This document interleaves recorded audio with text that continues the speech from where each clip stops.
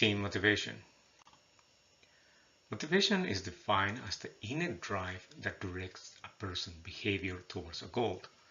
Motivation can be defined as a process which energizes, directs, and sustains human behavior. This term refers to a person's desire to do the best possible job or to exert the maximum effort to perform a assigned task. An important feature of motivation is that it is behavior directed towards a goal. Why motivation is important? Motivation is important in getting and retaining team members. Motivation acts as a glue that links individuals to project goals. In addition, motivation makes people go beyond the job and be more creative.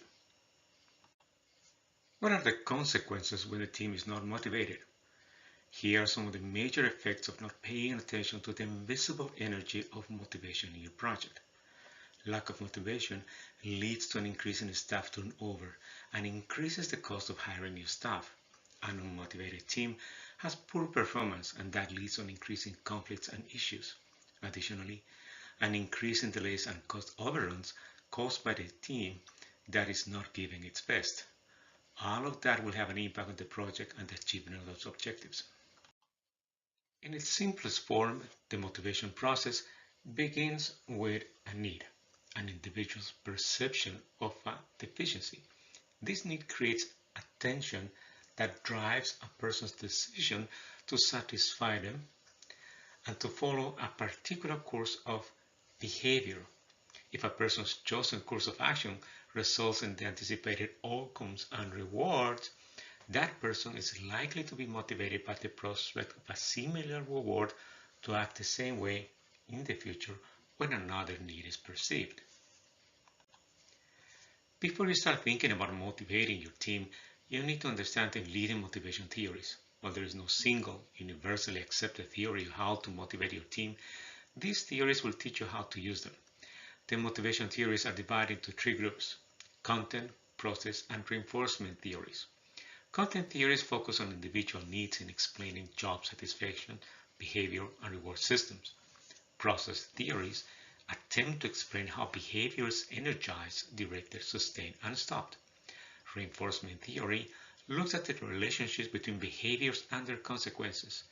We will look at these theories in more detail and how they relate to the motivation process. Hierarchy of needs theory. It's one of the earliest theories of motivation and was developed by Abraham Maslow. According to this theory, an individual strives to seek a higher need when lower needs are fulfilled. Once a lower need is satisfied, it no longer serves as a source of motivation. Needs are motivators only when they are unsatisfied. The first two levels have to do with the basic needs that need to be fulfilled before the higher levels. The third level, belonging needs, is where people need to feel a sense of belonging and acceptance. It's about relationships, families, and friendship. Organizations fulfill this need for people. In the fourth level, self-esteem needs, is where people look to be respected and to have self-respect.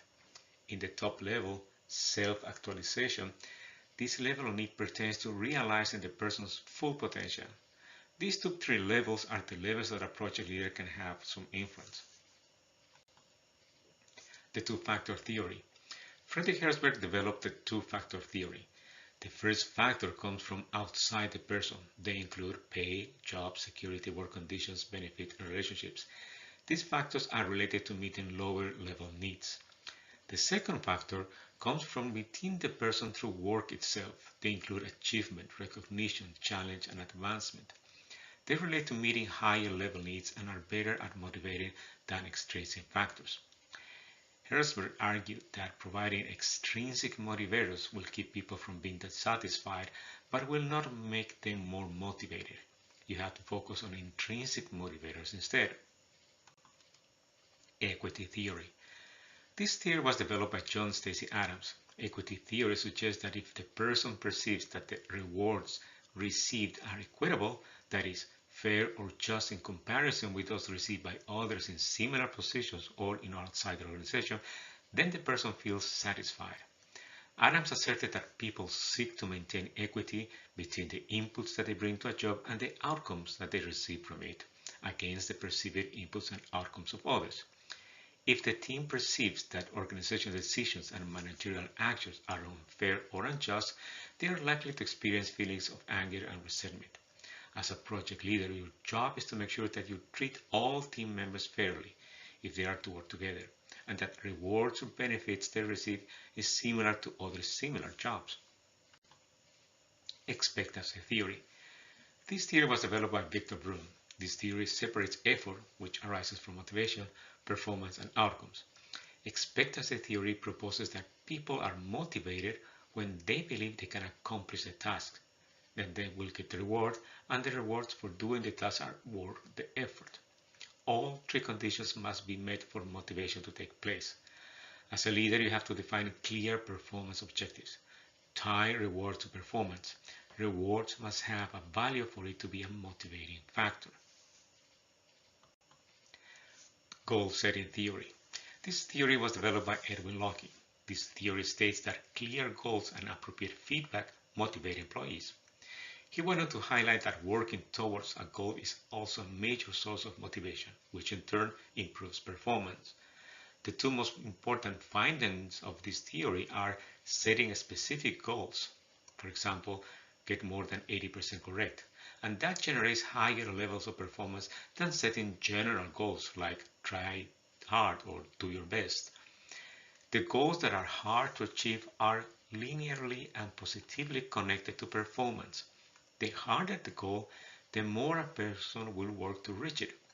People are motivated when the goal is well defined, has some degree of difficulty, is challenging, measurable, achievable, and accepted.